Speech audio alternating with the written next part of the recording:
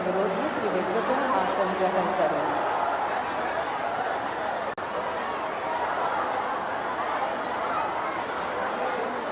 साथ ही हमारे बीच आज उपस्थित हैं असम के लोकप्रिय माननीय मुख्यमंत्री डॉक्टर हिमंता बिस्वा शर्मा जी, भारत सरकार के बंदरगाह, नौ परिवहन एवं जलमार्ग मंत्रालय के माननीय मंत्री श्री सर्बानंद सोनोवाल जी एवं अन्य गण्यमान्य अतिथिगण।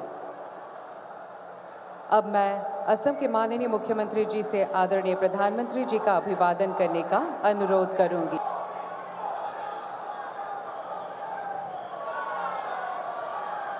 धन्यवाद। अब उन्हें पोठोरोघाट स्मारक की प्रतिकृति भेंट कर अभिवादन किया जाएगा। यह स्मारक 28 जनवरी 1894 के ऐतिहासिक किसान आंदोलन की याद दिलाता है। यह दिन कृषक शहीद दिवस के रूप में मनाया जाता है ताकि उन वीर किसानों के बलिदान को याद रख सके जिन्होंने स्वतंत्रता संग्राम में एक अहम भूमिका निभाई थी।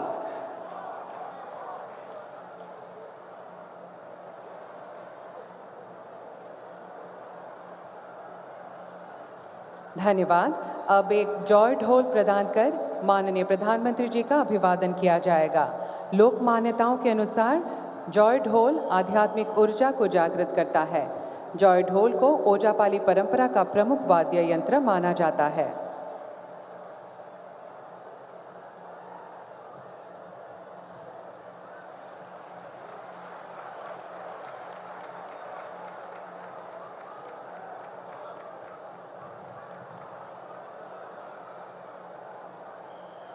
धन्यवाद। अब माननीय प्रधानमंत्री जी का सम्मान करेंगे सुप्रसिद्ध लोक कलाकार पद्मश्री से सम्मानित द्रोणा भूइया जी।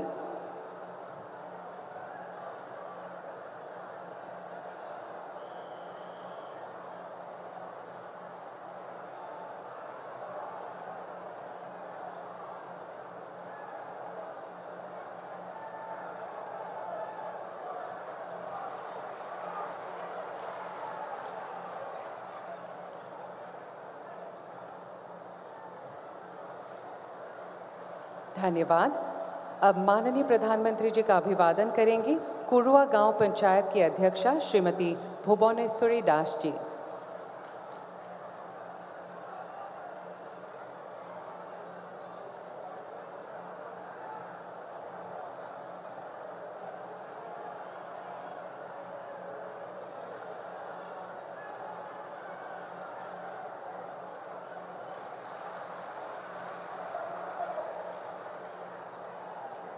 भारत माता की,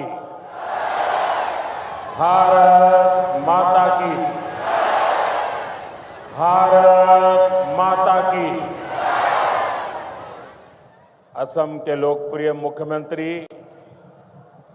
हिमंता बिस्वा शर्मा जी, केंद्रीय मंत्रिमंडल के मेरे सहयोगी श्री सर्बानंद सोनोवाल जी, असम सरकार के सभी मंत्रीगण, सांसद और विधायकगण, अन्य जनप्रतिनिधि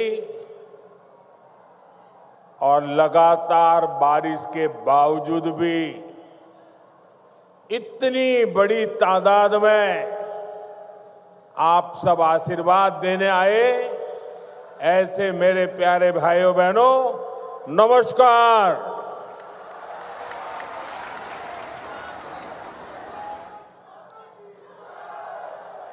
अहोमार विकास यात्रार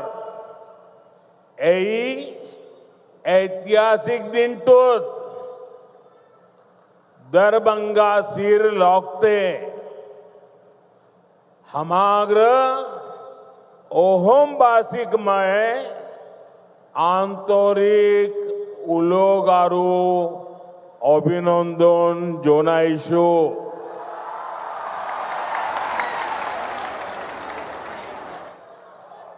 साथियों, ऑपरेशन सिंदूर के बाद कल मेरा पहली बार आसाम आना हुआ है। मां कामाख्या के आशीर्वाद से ऑपरेशन सिंदूर को जबरदस्त सफलता मिली।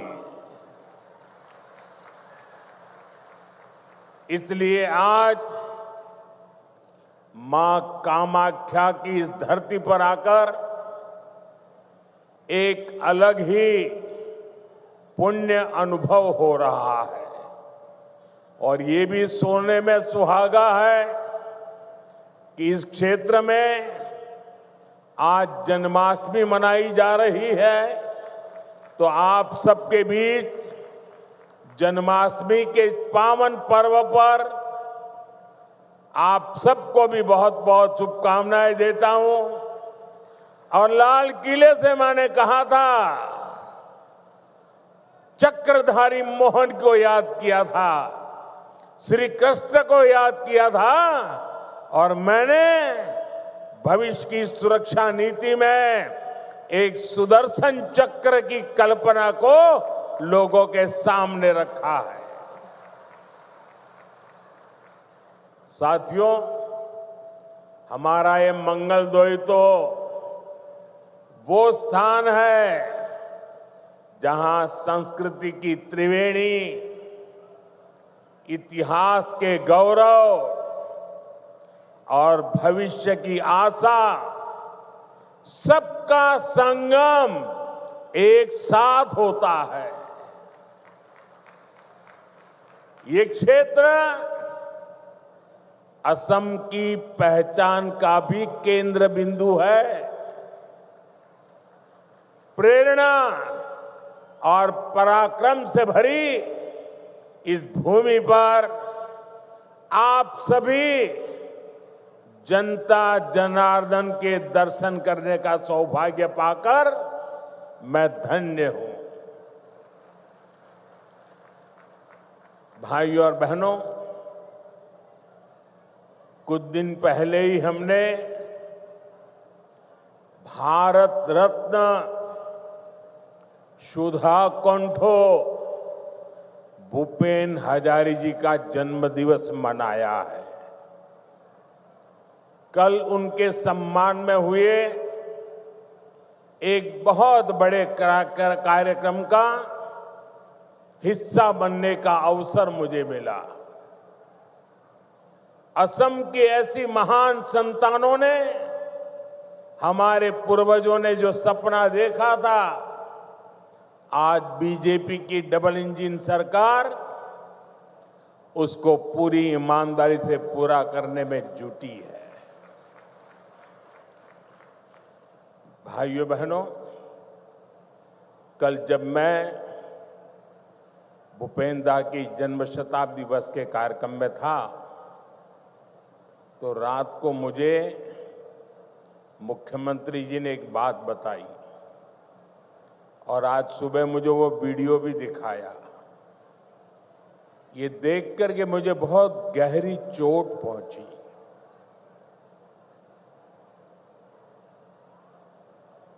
कांग्रेस पार्टी के अध्यक्ष का बयान उन्होंने मुझे दिखाया। जिस दिन भारत सरकार ने इस देश के महान सपूत असम के गौरव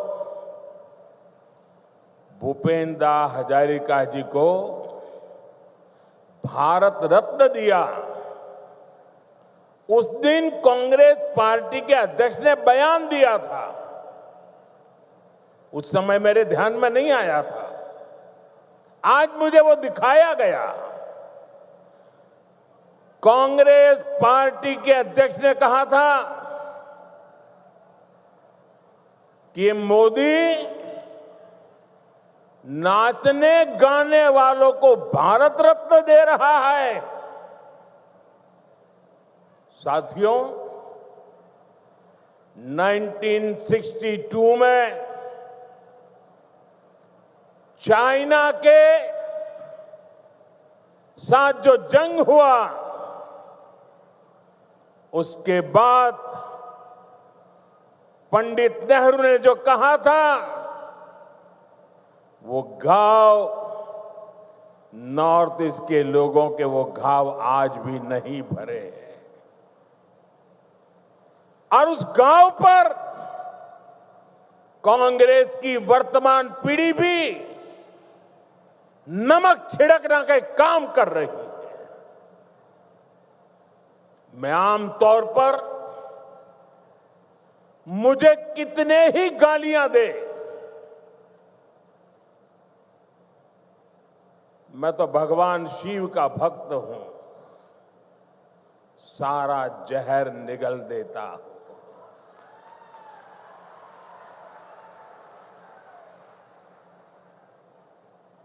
लेकिन बेशर्मी के साथ जब किसी और का अपमान होता है तो मुझसे रहा नहीं जाता है। आप मुझे बताइए, भूपेंद्र को भारत रत्न देने का मेरा निर्णय सही है कि नहीं है? पूरी ताकत से बताइए, सही है कि नहीं है? भूपेंद्र को भारत रत्न दिया, उसका कांग्रेस ने मखौल उड़ाया, वो गलत किया कि नहीं किया? असम के बेटे का, भारत के सपूत का कांग्रेस ऐसे अपमान करती है, बहुत दर्द होता है। साथियों, मैं जानता हूं इनकी पूरी इकोसिस्टम आज टूट पड़ेगी मुझ पर कि मोदी फिर से रोना रोने लगा। मेरे लिए तो जनता जनार्दन ही मेरा भगवान है और मेरे भगवान के पास जाकर के मेरे आत्मा की आवाज वहां नहीं निकलेगी तो कहां निकलेगी? यही मेरे मालिक है, यही मेरे पूजनीय है, यही मेरा रिमोट कंट्रोल है। मेरा और कोई रिमोट कंट्रोल नहीं है। 140 करोड़ देशवासी मेरा रिमोट कंट्रोल है। और इनका तो अहंकार इतना है कि नामदार जब कामदार की पिटाई करते हैं और दर्द के कारण अगर कामदार के मुंह से दर्द की आवाज निकल जाए तो उस पर ज्यादा जुल्म करते हैं कि तुम्हें रोने का भी अधिकार नहीं है। तुम नामदार के सामने कामदार होकर के कैसे रो सकते हो? ऐसा अहंकार सार्वजनिक जीवन में शोभा नहीं देता है। असम के लोगों ने, देश के लोगों ने, संगीत प्रेमी लोगों ने, कला प्रेमी लोगों ने, भारत की आत्मा के लिए जी जान लगाने वाले लोगों ने कांग्रेस से जवाब मांगना चाहिए कि आपने भूपेंद्र का अपमान क्यों किया? भाइयों बहनों, असम की सांस्कृतिक विरासत का सम्मान, संरक्षण और असम का तेज विकास, ये डबल इंजन सरकार की प्राथमिकता रही है। जरा एसपी जी के लोग, कोई भाई वो चित्र बना के लाए हैं, वो शायद देना चाहते हैं। जो चित्र बना के लाए हैं उनसे मेरी प्रार्थना है कि आप पीछे अपना नाम पता लिख लीजिए। मैं जरूर आपको चिट्ठी लिखूंगा। बहुत सुंदर तस्वीर आपने मेरी मां की तस्वीर भी बनाई है। असम का ये प्यार मैं कभी भूल नहीं सकता हूं।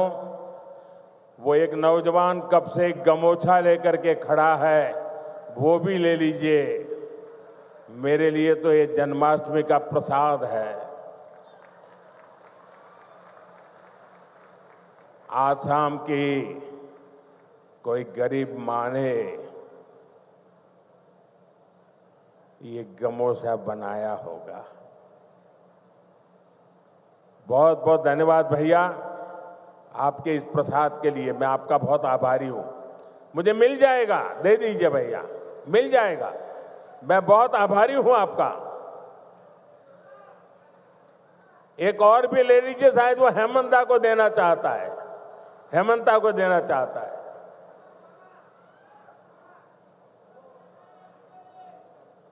ठीक है, जहां जाना है सही जगह पे जाएगा। बहुत आपका प्यार के लिए धन्यवाद नौजवान।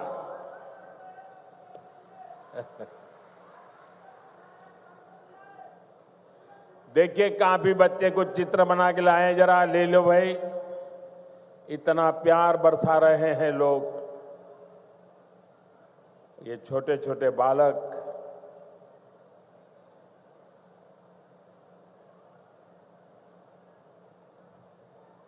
ऐसा सौभाग्य कहां मिलता है भाई। थैंक यू दोस्त, थैंक यू भैया, थैंक यू। आप दोनों भाई हैं क्या? नहीं? वाह, तो दोनों काली टी शर्ट पहन के आए हैं। लेकिन बहुत बहुत धन्यवाद दोस्तों। साथियों, सरकार और असम वासियों के साझा प्रयासों से आज असम देश और दुनिया में धूम मचा रहा है। देखिए भाई, ये बेटी कुछ लेके आई है, ले लीजिए। बेटी को तो बिल्कुल निराश नहीं कर सकते। थैंक यू बेटा। बेटे, अपना नाम लिखा है पीछे? अगर नाम लिखा है तो मैं चिट्ठी लिखूंगा। अपना नाम पता लिख दो बेटा।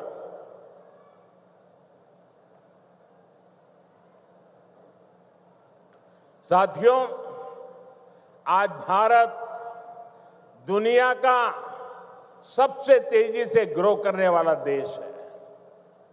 वही असम भी देश के सबसे तेजी से ग्रो करने वाले राज्यों में एक बन गया है। एक समय था जब असम विकास में पिछड़ा हुआ था, देश के साथ कदम ताल नहीं कर पा रहा था।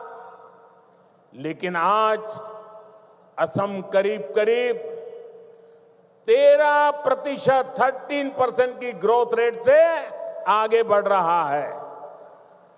बेटा, बहुत बहुत धन्यवाद।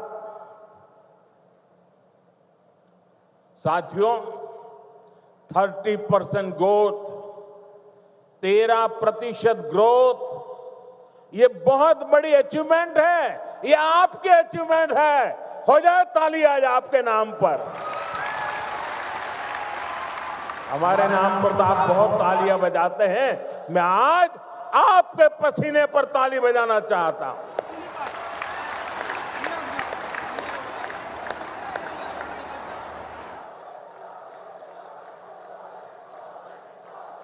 ये सफलता असम वासियों के परिश्रम और बीजेपी की डबल इंजन सरकार के साझा प्रयासों का परिणाम है।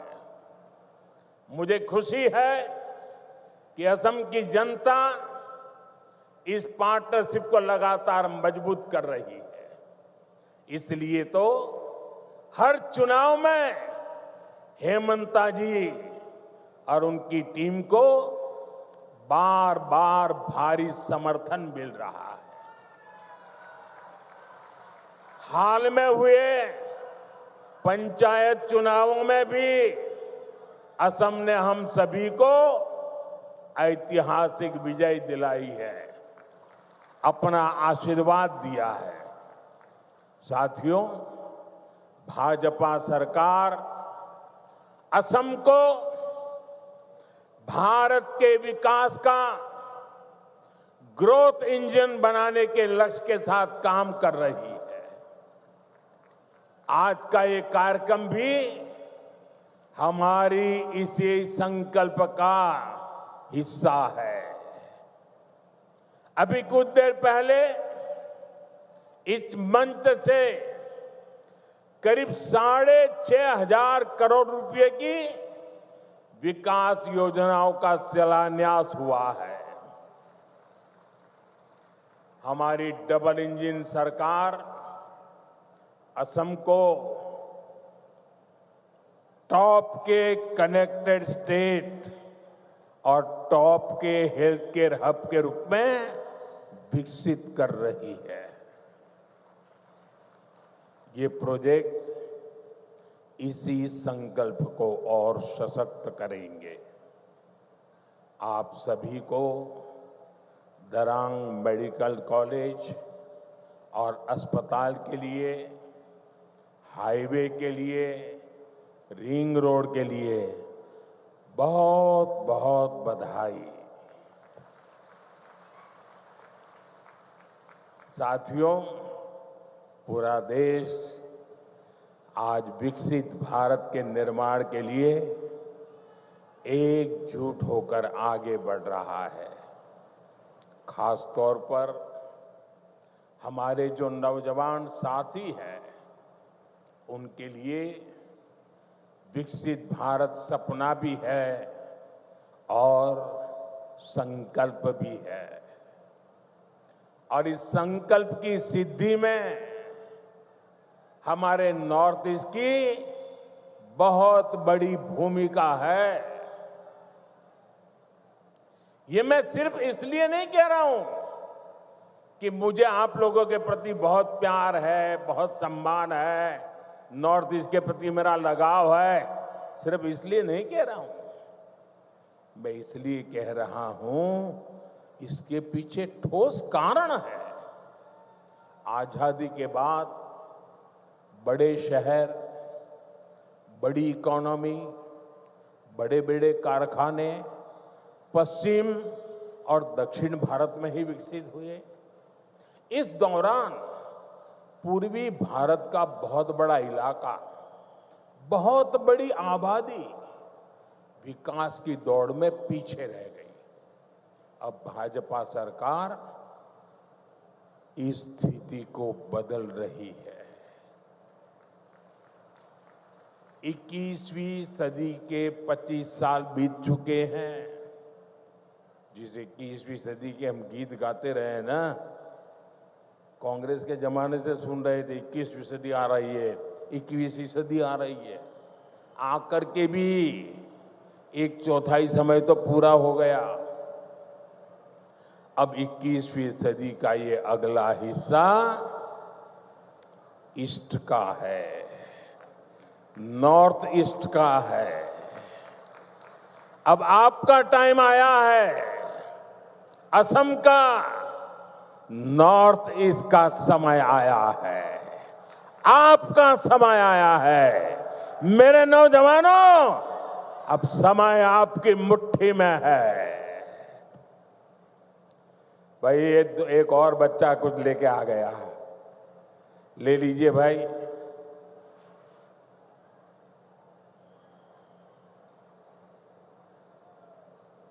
अब ये लोग भी मेरी मुसीबत जान लेते हैं। माँ का चित्र लेके आते हैं तो मन करता है बस ले लूं।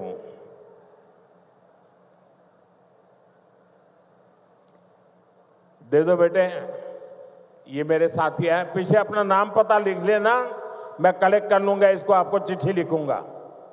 जरा ये लेकर के दे दीजिए भी एसपी जी वालों को। साथियों, किसी भी क्षेत्र के तेज विकास के लिए तेज कनेक्टिविटी बहुत जरूरी है। इसलिए हमारी सरकार का बहुत अधिक फोकस नॉर्थ ईस्ट में कनेक्टिविटी पर रहा है।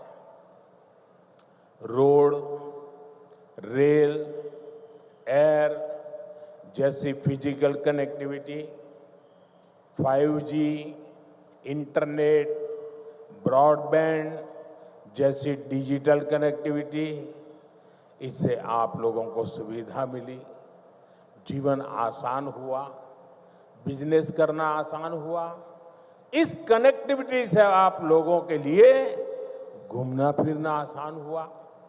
टूरिज्म का विस्तार हुआ और इसने यहाँ के हमारे नौजवानों के लिए नौकरी के, रोजगार के नए अवसर भी बनाए। साथियों, कनेक्टिविटी के इस महाअभियान का असम को भी बहुत लाभ मिला है। मैं आपको एक उदाहरण देता हूं। आजादी के 6 दशक तक दिल्ली में कांग्रेस की सरकार रही। असम में दशकों तक कांग्रेस रही, लेकिन कांग्रेस ने 60-65 सालों में ब्रह्मपुत्र पर सिर्फ 3 पुल बनाए। 60-65 साल में 3। फिर आपने हमें सेवा करने का मौका दिया और 1 दशक में हमारी सरकार ने 6 बड़े ब्रिज बना दिए। 6 बड़े ब्रिज।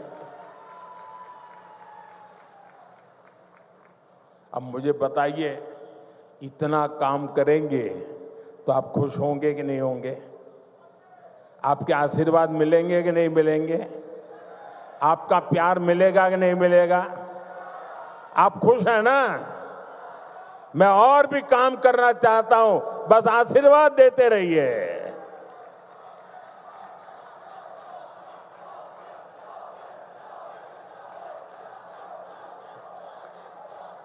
आज भी कुरवा नारंगी ब्रिज का शिलान्यास हुआ है। इस ब्रिज से गुवाहाटी और दरांग के बीच की दूरी कुछ ही मिनट की हो जाएगी। इससे आम लोगों के समय और पैसे की बचत होगी, ट्रांसपोर्टेशन सस्ता होगा, टाइम कम लगेगा, ट्रैफिक की परेशानियां कम होगी और इसके कारण कीमतें भी कम होती है।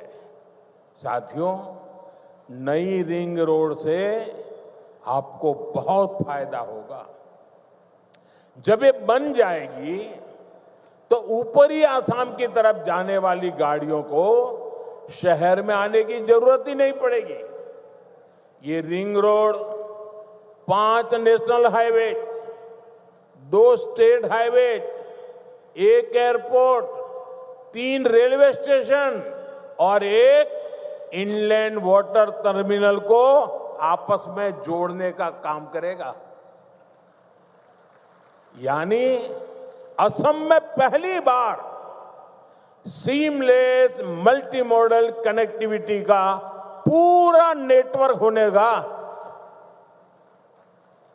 ये है डबल इंजन की बीजेपी सरकार का विकास का मॉडल। साथियों, हम आज की नहीं बल्कि अगले 25-50 साल की जरूरतों के मुताबिक देश को तैयार कर रहे हैं, क्योंकि 2047 जब आजादी के 100 साल होंगे ना, विकसित भारत बना के रहना है दोस्तों। आपके लिए बनाना है, आपके बच्चों के लिए बनाना है, नौजवानों के उज्जवल भविष्य के लिए बनाना है। इसी कड़ी में मैंने लाल किले से घोषणा की थी कि अब जीएसटी में नेक्स्ट जनरेशन रिफॉर्म होगा। आज मैं इस रिफॉर्म की खुशखबरी के साथ आपके बीच आया हूं। आज से ठीक 9 दिन के बाद नवरात्रि का पहला दिन होगा। जीएसटी की दरें बहुत कम हो जाएगी और इससे असम के, देश के हर परिवार को फायदा होगा। रोजमर्रा की बहुत सारी चीजें और सस्ती हो जाएगी। हमने सीमेंट पर टैक्स कम किया है।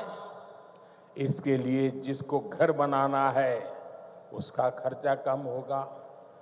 कैंसर जैसी अनेक गंभीर बीमारियों की अनेक महंगी दवाएं सस्ती हो जाएगी, बीमा कराना सस्ता हो जाएगा, और जिस नौजवानों को मोटरसाइकिल लेनी है, नई कार खरीदनी है, वो भी सस्ती हो जाएगी। आजकल आप देखते होंगे मोटर कंपनियों में ऐसी होड़ मची है, एडवर्टाइजमेंट दे रहे हैं 60,000 कम, 80,000 कम, 1,00,000 रुपया कम, लगातार इससे जुड़े विज्ञापन दे रहे हैं। यानी माताएं बहनें हो, नौजवान हो, किसान हो, दुकानदार हो, सबका फायदा होने वाला है। ये फैसला आपके त्योहारों की चमक और बढ़ाने वाला है। साथियों, इन त्योहारों में आपको मेरी एक बात भी ध्यान रखनी है। मैं अपनी बात बताऊं? मैं मेरी बात बताऊं? आप कहो तो बताऊं? सबके सब हाथ ऊपर करके बताइए, बताऊं? मेरी बात मानोगे? बैठो बेटा, बैठो। थैंक यू बेटा, थैंक यू। उसको तकलीफ मत दीजिए, उसको शारीरिक तकलीफ है, प्लीज उसको परेशान मत कीजिए। ले लेंगे। जरा कैमरामैन वो चिट्ठी ले लो, उनसे चिट्ठी ले लो। कोई नौजवान, बैठो बेटा, आप परेशान मत होना, उसको परेशान मत कीजिए। अरे भाई, उसको तकलीफ हो रही है भाई, मेरा प्रणाम भैया, उसको परेशान मत कीजिए प्लीज। उसको, मुझे अच्छा नहीं लगता है भैया, प्लीज। आप यहां तक आए, शरीर को इतना कष्ट देकर के आए, मैं आपका आभारी हूं। साथियों, जरा फिर से हाथ करके बताइए, मैं जो कहूंगा मेरी बात मानोगे? ऐसा नहीं, सबका हाथ ऊपर होना चाहिए, उधर भी उधर भी। मेरी बात मानोगे? पक्का मानोगे? इतना कर लीजिए, देश आगे बढ़ जाएगा। तो मेरे लिए नहीं, मैं आपसे देश के लिए मांग रहा हूं। मैं आपसे आपके बच्चों के उज्जवल भविष्य के लिए मांग रहा हूं। और मैं आपसे यही कहता हूं कि आप मुझे वादा कीजिए, अब जो भी खरीदेंगे वो स्वदेशी होगा। खरीदेंगे, स्वदेशी खरीदेंगे, मेड इन इंडिया खरीदेंगे। और मेरी स्वदेशी की व्याख्या बहुत सिंपल है। कंपनी किसी भी देश से क्यों ना आई हो, नाम किसी भी देश का क्यों ना हो, लेकिन वो हिंदुस्तान में ही बना होना चाहिए। पैसा दुनिया के किसी भी देश ने लगाया हो, लेकिन पसीना मेरे देश के नौजवानों का होना चाहिए।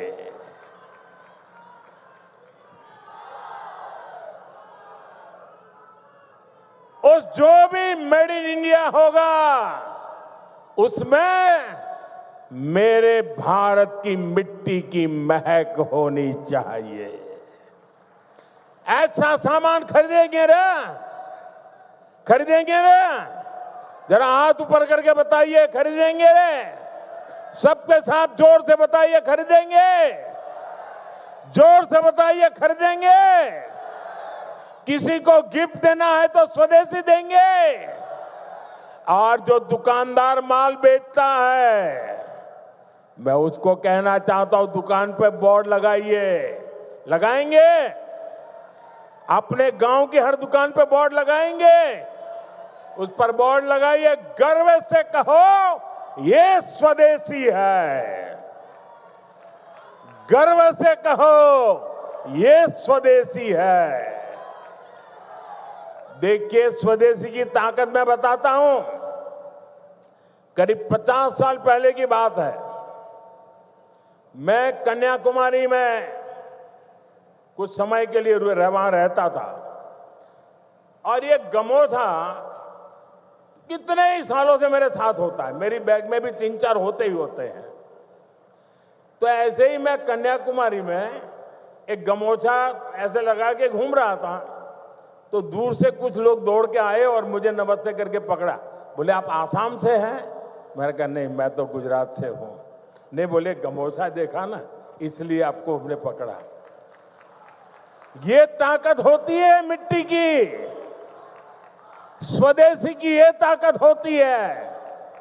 कोई पहचान नहीं थी, लेकिन आसाम के लोगों का उस दिन मुझ पर इतना प्यार उमड़ गया क्योंकि मेरे गले में गमोछा था। दोस्तों, ये ताकत होती है। और इसलिए मैं कहता हूं, आप मुझे वादा करिए, हम स्वदेशी खरीदेंगे। वोकल फॉर लोकल, लोकल के लिए वोकल हो, इसके लिए हम सबका प्रयास देश को मजबूत करेगा। साथियों, बीते सालों में एक और सेक्टर में बहुत बड़ा काम देश में हुआ है। ये सेक्टर है हेल्थ केयर का, आरोग्य का। हमारे अस्पताल होते थे तो बड़े शहरों में, वहां इलाज कराने जाते थे तो बहुत महंगा पड़ता था। हमने एम्स का, मेडिकल कॉलेजों का नेटवर्क देश के कोने कोने तक फैला दिया। अब बैठिए भैया, मुझे आप अपने बोलने दीजिए। अब बैठिए, आप बैठिए, आप बैठिए, आप बैठिए। अरे, उसको परेशान कर रहे हैं आप लोग। भाई कैमरामैन, उनसे चिट्ठी ले लेना। मेरे इन दिव्यांग भाइयों को क्यों परेशान करते हैं आप? थैंक यू दोस्त।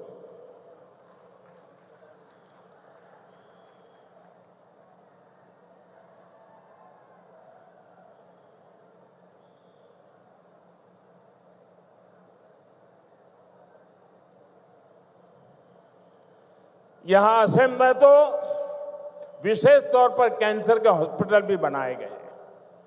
बीते 11 वर्षों के दौरान भारत में मेडिकल कॉलेजों की संख्या 2 गुनी हो गई है।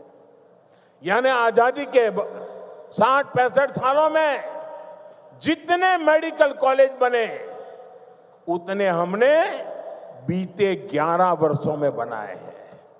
बताइए, 60-70 साल में जो काम हुआ है ना, वो हमने 10-11 साल में कर दिया है। दोस्तों, यहां असम में भी 2014 से पहले सिर्फ 6 मेडिकल कॉलेज थे। अब जब दरांग में मेडिकल कॉलेज भी बनकर तैयार हो जाएगा तो यहां 24 मेडिकल हो जाएंगे, मेडिकल कॉलेज हो जाएंगे।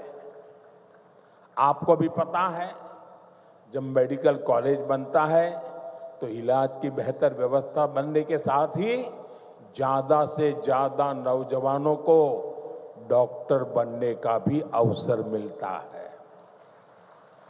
पहले मेडिकल सीटों की कमी की वजह से बहुत बड़ी संख्या में हमारे युवा डॉक्टर नहीं बन पाते थे। बीते 11 साल में देश में मेडिकल सीटों की संख्या 2 गुने से ज्यादा हो गई है। इतना ही नहीं, हमने एक और लक्ष्य रखा है। आने वाले 4-5 सालों में हम मेडिकल की 1 लाख नई सीटें जोड़ने जा रहे हैं। 1 लाख नई सीटें, 1 लाख नौजवानों को डॉक्टर बनाएंगे। साथियों, ये हम ऐसे काम करते हैं, अगर इस देश में 3 करोड़ लखपति दर्जे बनाने का काम करते हैं तो 1 लाख नए डॉक्टर बनाने का भी काम करते हैं। साथियों, असम देशभक्तों की भूमि है। विदेशी आक्रांताओं से देश की रक्षा हो या फिर आजादी की लड़ाई में बलिदान हो, असम की भूमिका बहुत बड़ी है। पथरू घाट का किसान सत्याग्रह देश भला कैसे भूल सकता है। वो ऐतिहासिक स्थान यहां से ज्यादा दूर नहीं है। आज जब मैं बलिदानियों की ऐसी पावन भूमि पर खड़ा हूं तो कांग्रेस की एक और करतूत से पर्दा हटाना जरूरी है।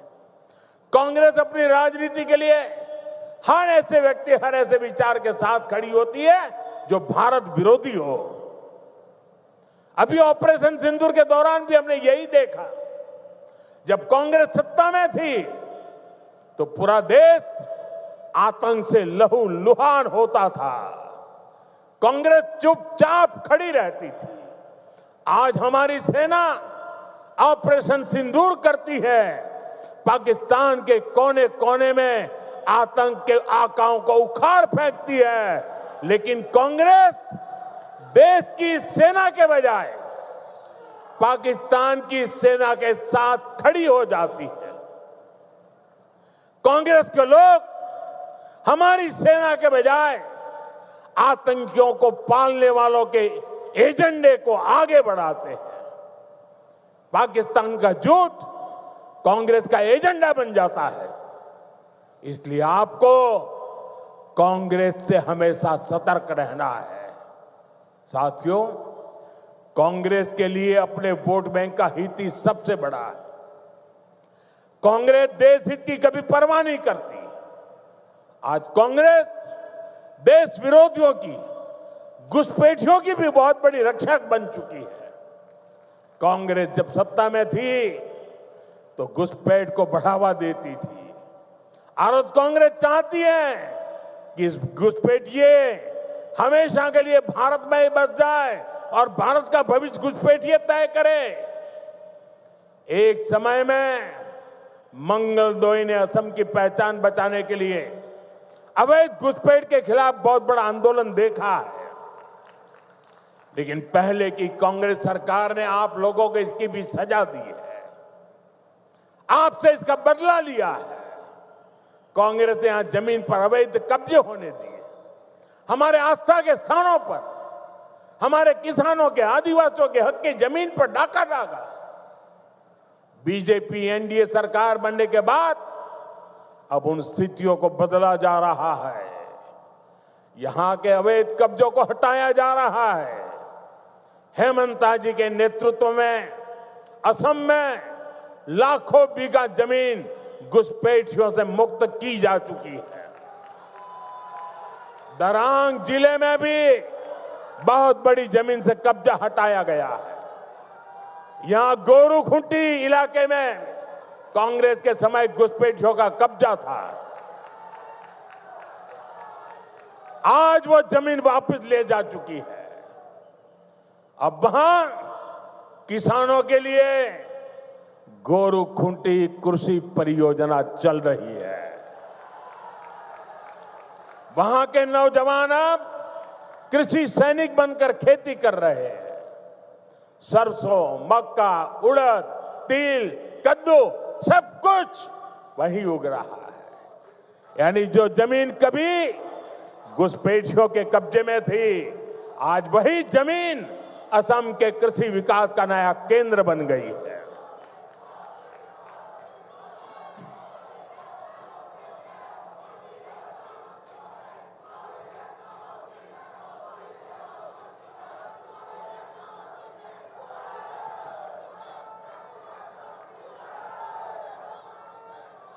साथियों, भाजपा की सरकार घुसपैठियों को देश के साधनों, संसाधनों पर कब्जा नहीं करने देगी। भारत के किसानों, भारत के नौजवानों, हमारे आदिवासियों का हक हम किसी को नहीं छीनने देंगे। ये घुसपैठिए हमारी माताओं, बहनों, बेटियों के साथ अत्याचार करते हैं, ये नहीं होने दिया जाएगा। घुसपैठियों के माध्यम से बॉर्डर के इलाकों में डेमोग्राफी बदलने की साजिशें चल रही है। ये राष्ट्रीय सुरक्षा के लिए बहुत बड़ा खतरा है। इसलिए अब देश में एक डेमोग्राफी मिशन शुरू किया जा रहा है। भाजपा का लक्ष्य है घुसपैठियों से देश को बचाएंगे, घुसपैठियों से देश को मुक्ति दिलाएंगे। और मैं उन राजनेताओं को भी कहना चाहता हूं, आप जो चुनौती लेकर के मैदान में आए ना, बस सुना तान करके उस चुनौती को स्वीकार करता हूं। और लिख लो, मैं देखता हूं घुसपैठियों को बचाने में तुम कितनी ताकत लगाते हो और घुसपैठियों को हटाने में हम कैसे अपना जीवन लगा देते हैं। हो जाए मुकाबला। घुसपैठियों को बचाने के लिए निकले हुए लोगों को भुगतना पड़ेगा। मेरे शब्द सुन के रखो, ये देश उनको माफ नहीं करेगा। साथियों, असम की विरासत को बचाना, असम का तेज विकास करना, इसके लिए हमें मिलकर काम करना है। हमें असम को, नॉर्थ ईस्ट को विकसित भारत का ग्रोथ इंजन बनाना है। एक बार फिर विकास परियोजनाओं के लिए आप सभी को मैं शुभकामनाएं देता हूं। मेरे साथ बोलिए, भारत माता की। दोनों हाथ ऊपर करके पूरी ताकत से निकालनी चाहिए आवाज।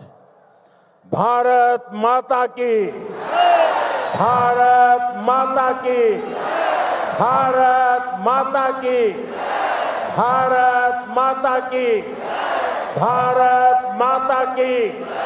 बहुत बहुत धन्यवाद। महोदय, आपके अमूल्य वक्तव्य के लिए हम हृदय से धन्यवाद एवं आभार प्रकट करते हैं।